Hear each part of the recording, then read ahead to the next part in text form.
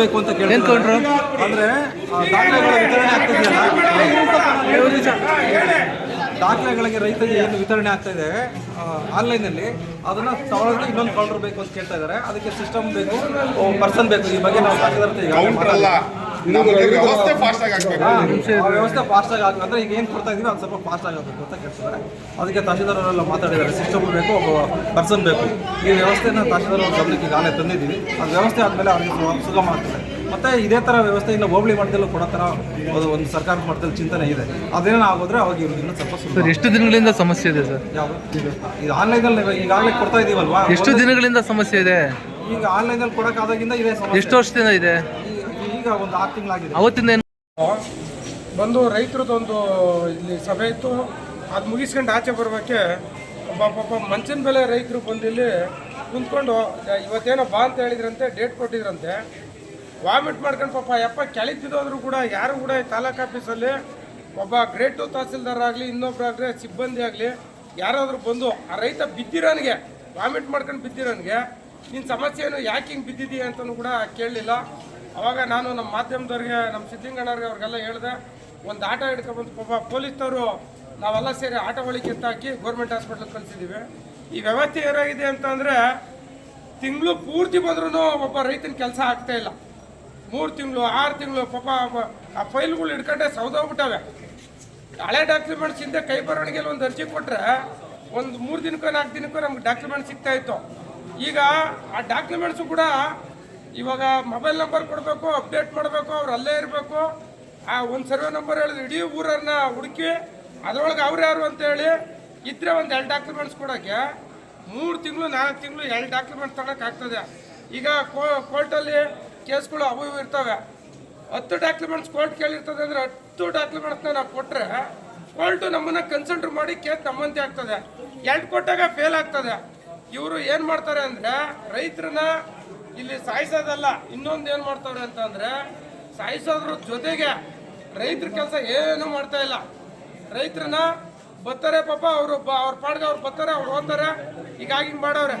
ಆಮೇಲೆ ಸೋಲೂರು ಹೋಬ್ಳಿವು ನಮ್ಮನ್ನ ನೆನ್ಮಂಗ್ಲಿಗೆ ಸೇರಿಸ್ಬಿಟ್ಟಿದ್ದೀವಿ ಹೋಗಿ ಅಂತಾರೆ. ಯಾವುದೇ ಕಡತಗಳು ಇಲ್ಲಿಂದ ನೆನ್ಮಂಗ್ಲಿಗೆ ಕಳಿಸಿಲ್ಲ. ನಾವು ಬಂದಿಲ್ಲ ಏನಾನ ಕೆಲಸ ಕೇಳಿದ್ರೆ ನಿಮ್ಮದು ಸೋಲೂರು ಹೋಬ್ಳಿ ನೆನ್ಮಂಗ್ಲ ತಾಲೂಕು ಆಗೋಯ್ತು, ನೀವೇನಿದ್ರು ಹೋಗಿ ಅಲ್ಲಿ ಕೆಲಸ ಮಾಡಿಸ್ಕೊಬೇಕು ಅಂತಾರೆ. ಆದರೆ ಸರ್ಕಾರಿ ಕಡತ ಇಲ್ಲಿಂದ ಅಲ್ಲಿಗೆ ಟ್ರಾನ್ಸ್ಫರ್ ಆಗಿಲ್ಲ.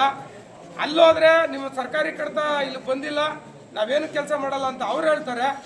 ಇಲ್ಲಿ ಬಂದು ನಾವೇನಾದರೂ ತಹಸೀಲ್ದಾರ್ಗೆ ಮನವಿ ಮಾಡ್ಕೊಂಡು ಒಂದು ಫೋನ್ ಮಾಡಿದ್ರೆ ತಹಸೀಲ್ದಾರ್ ಸಾಹೇಬ್ರು ಫೋನೇ ತೆಗಿಯಲ್ಲ. ಇಲ್ಲೇನು ಹೇಳ್ತಾರೆ, ನಾವು ಕಳಿಸ್ಬಿಟ್ಟಿದ್ದೀವಿ ಅಂತಾರೆ. ಇಲ್ಲೂ ನಮ್ಮ ಕೆಲಸ ಆಗ್ತಾಯಿಲ್ಲ.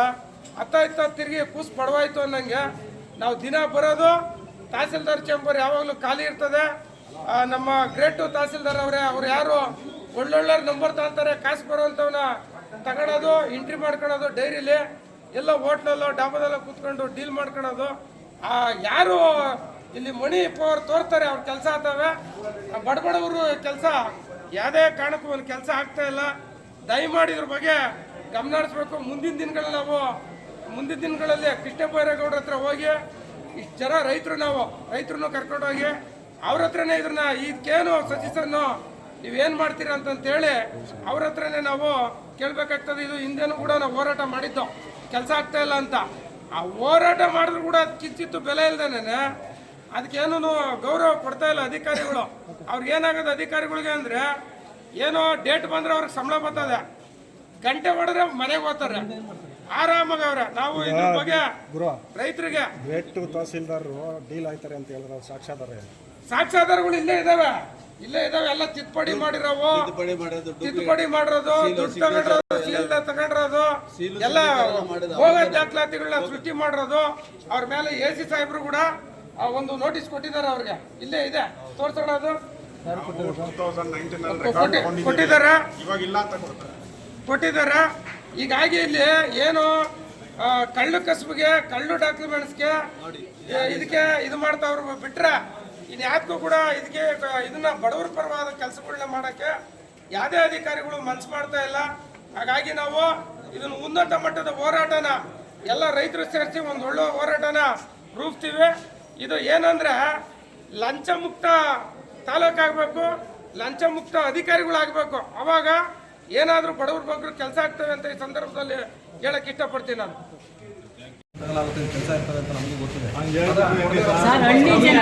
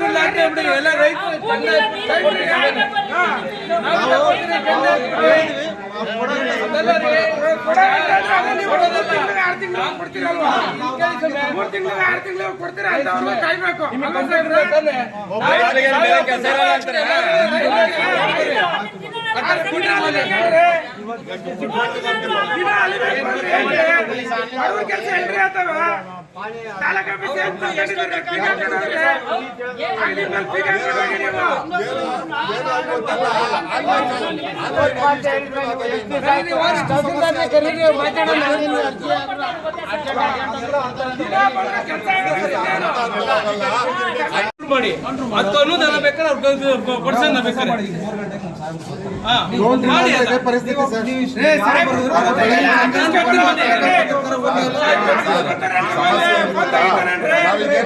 ಡಾಕ್ಯುಮೆಂಟ್ ಹಾಕಿದ್ರೆ ಅದ್ರಲ್ಲಿ ಅರ್ಧ ಸಿಗಲ್ಲ. ಒಂದು ಯಾವ್ದೋ ಆರ್ ಸಿಗ್ತಾ ಇಲ್ಲ, ಯಾವೊಂದು ಡಾಕ್ಯುಮೆಂಟ್ ಸಿಗಲ್ಲ. ಅದು ಸಿಗೋದೊಂದು ಕೈ ಬರೋ ಮಾಡಿ ಅದನ್ನ ಕೊಡಕ್ಕೆ